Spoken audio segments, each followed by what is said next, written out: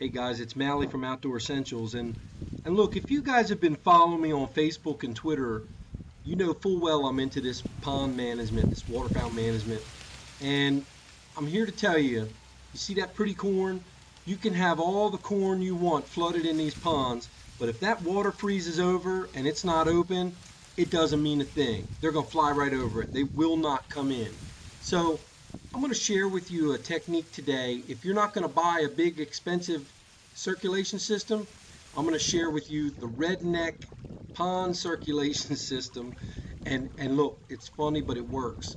Um, Basically, it's you're using a trolling motor.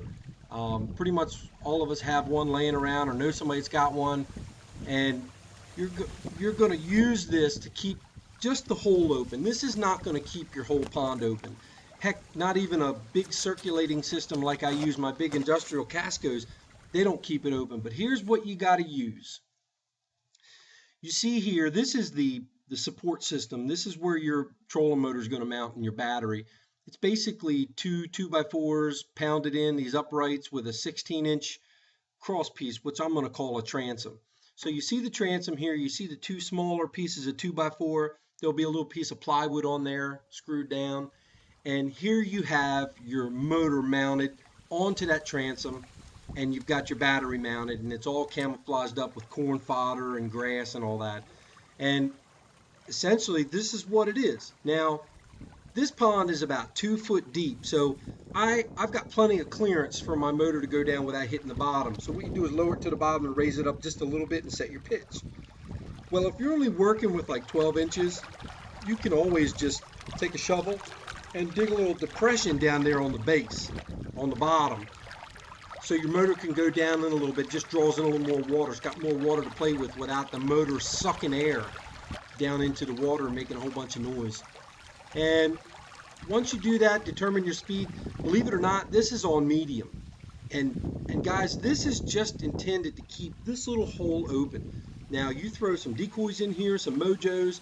You got wind, you can see the wind blowing. You've got a lot of movement. Even on the coldest day, that's going to stay relatively open. Now you're always going to have that ice apron. Even with the big, circulators I'm using, there's only the center that stays open. So again, this is a simple, easy way to do it, and it's inexpensive compared to spending money on those big elaborate circulators. And let me say again, it takes three things to kill ducks. First off, you have to have the ducks here from Canada. That's first and foremost. And then you have to have food. You've got to have the food, and you've got to have open water. And here we're going to have all three of those things. So hopefully we'll kill some ducks here. Hey, look, that's just a quick little tip for you guys. Good luck this hunting season.